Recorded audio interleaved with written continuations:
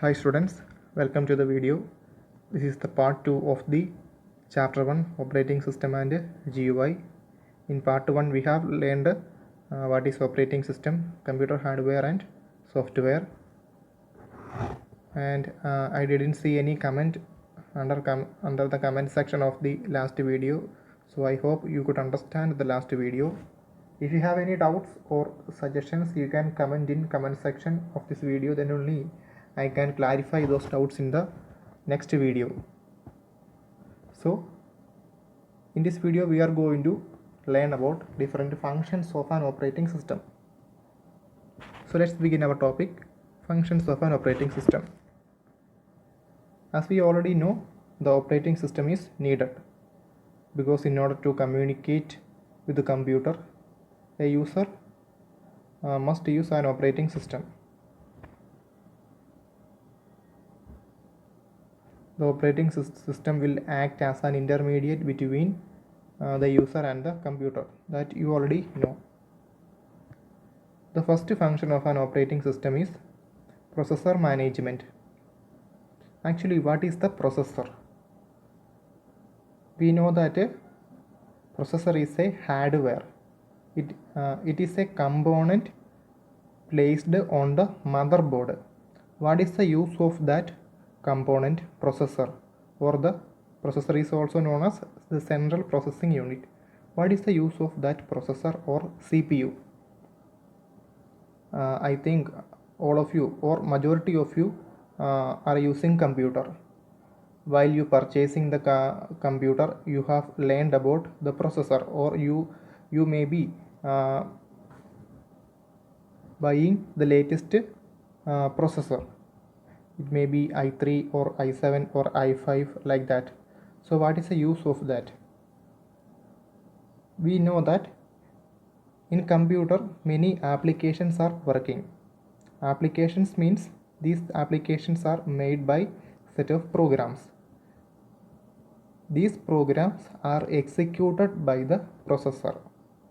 Means processor is needed for executing different programs of applications.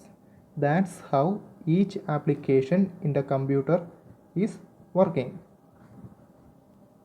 So the processor is used for executing programs of different applications. Hope you can understand this. So in the last class we have learned that the multitasking is one of the needs of operating system. Multitasking. What is multitasking? Running more than 2 or 3 applications at a time. Running 2 or more applications at a time. That is known as multitasking. We already have done multitasking whenever we are using computer. For example, whenever we are chatting with friends, at the same time we are hearing the music. So chatting may be using Facebook. So for using Facebook we need to open the browser.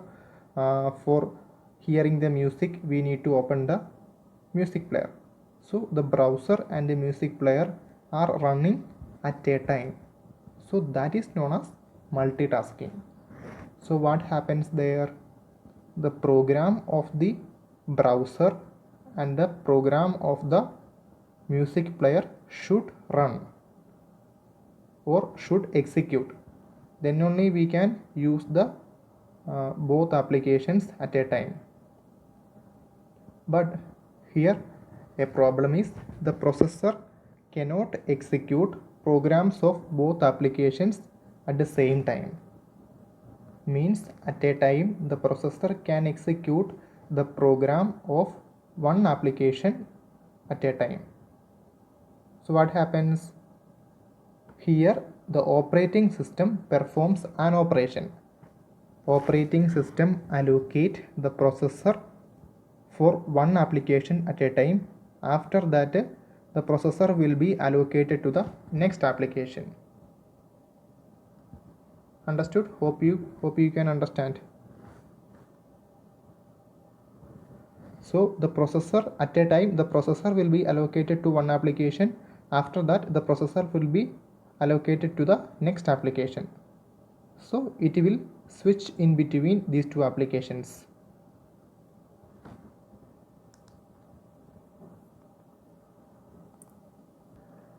When one application is using the processor, the another application will be waiting for the processor. When the second application gets the processor, the first one will be waiting for the processor. Like that, it will be managed by the operating system. Who is doing this processor management? Operating system. Processor will be allocated to the next application in the queue. In the queue, there will not have only two applications. There will have many applications. So the processor will be allocated to the first application in the queue. Next time, processor will be allocated to the second application in the queue. Then the third processor will get the allocated to the third application in the queue. Like that, the processor will be allocated to the different applications when the computer is doing multitasking. Hope you can understand. So that is known as processor scheduling. So processor management is done by the operating system. The second function is memory management.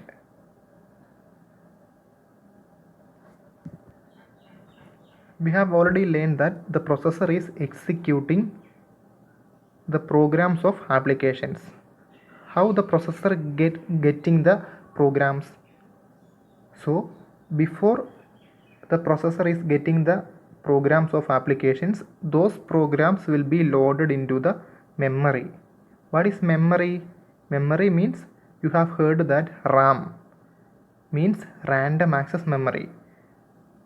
We are calling the RAM as memory also. Memory means, or main memory or primary memory means the RAM, random access memory. So the programs of each applications will be loaded into RAM. From RAM, the processor is taking the programs. From the random access memory, the processor is taking the programs of different applications.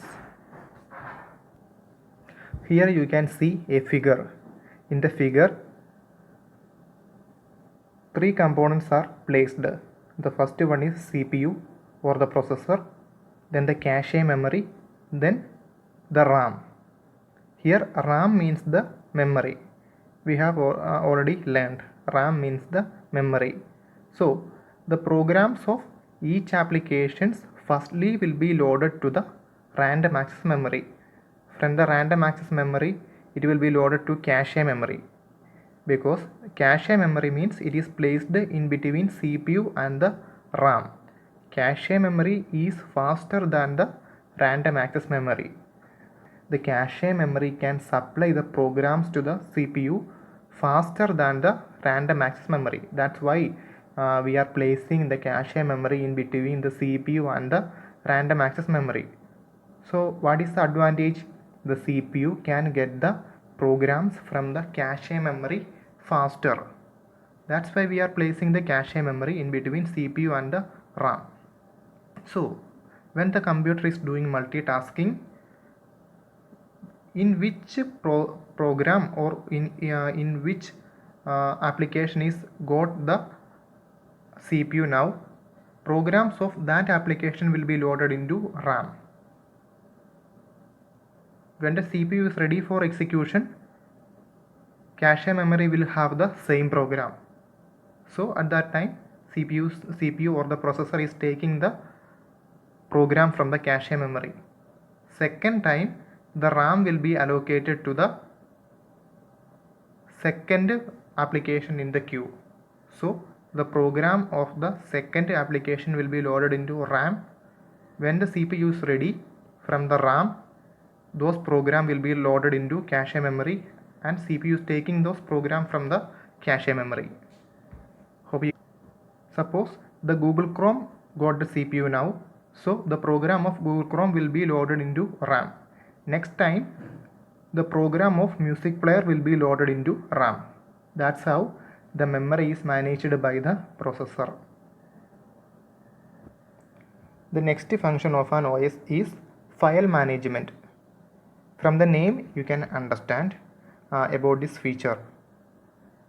We are using a permanent storage device to store our data. What is that permanent storage device? You already heard, hard disk. But we are not storing data disordered.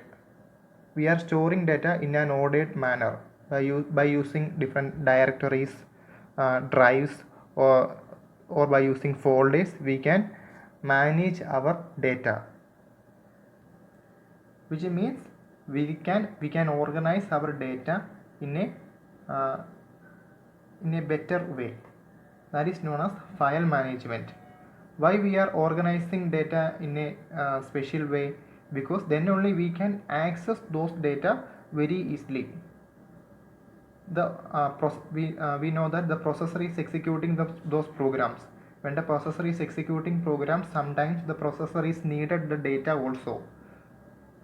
For example, we are copying some data from pen drive to the hard disk. Actually, what happens? The processor needs those data, or the processor actually taking the data from the pen drive, and while copying, those data will be copied to the hard disk. So the processor is needed the data in the hard disk also.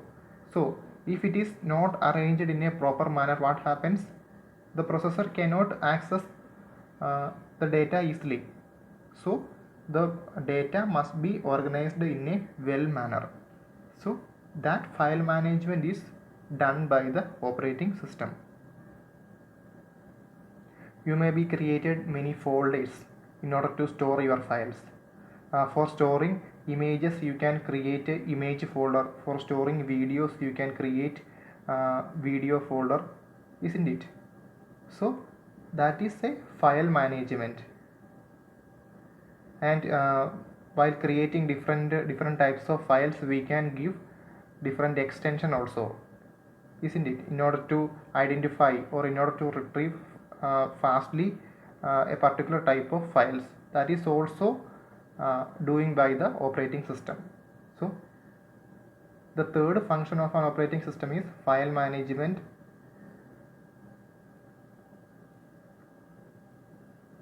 The next function of an operating system is device management. A computer has many input-output resources. The allocation of these resources to different processes is done by the OS. We know that whenever we are connecting a device with the computer, automatically the computer detects that device. How it is working? By the help of operating system, it is possible. Whenever we are connecting a pen drive, automatically that pen drive will install the corresponding driver of the pen drive. So after that we can use that pen drive in the computer. So how it happens? By the help of operating system it happens. File Explorer. What is File Explorer? File Explorer is an application. The program of the File Explorer is run by the processor. So whenever we are connecting a pen drive or inserting a CD, the File Explorer needs that particular device. It may be CD or pen drive. So File Explorer need access to that particular device which is connected to the computer. So the operating system allocate that connected devices to the File Explorer or the needed processes. So the device management is done by the operating system.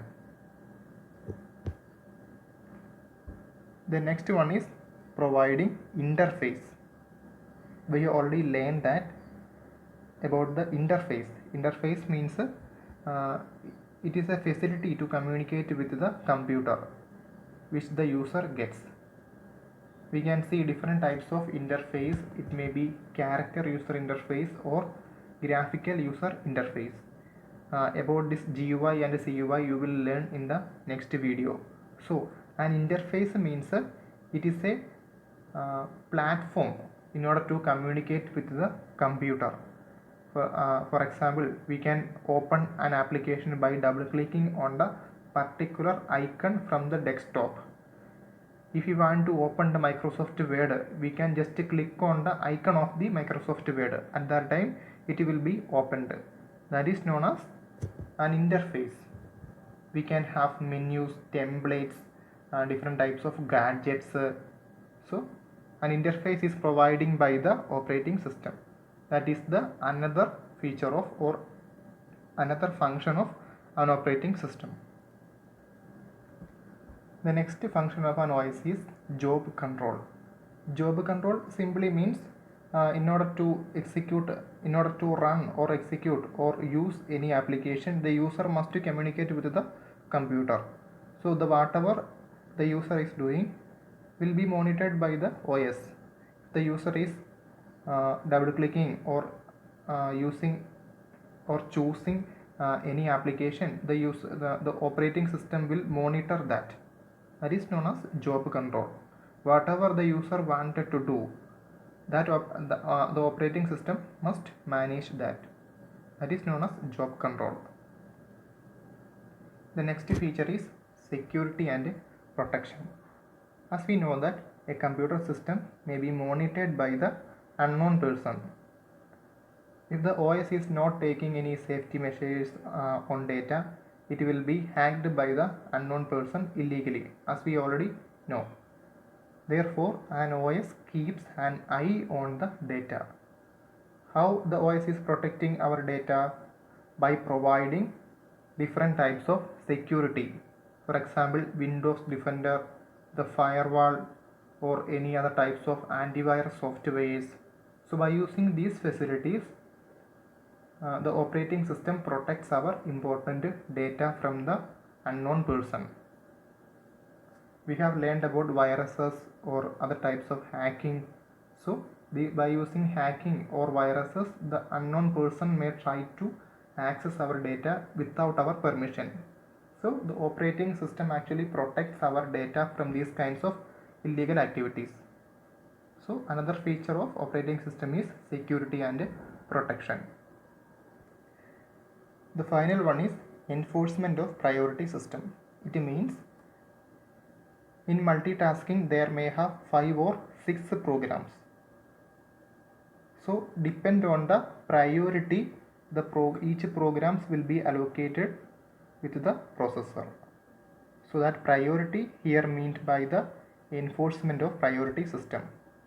So this enforcement of priority system is done by the operating system. I hope you can understand the different functions of operating system. If you have any doubts about this topic, you can comment under this video. I will clarify your doubts in the next video. Thank you.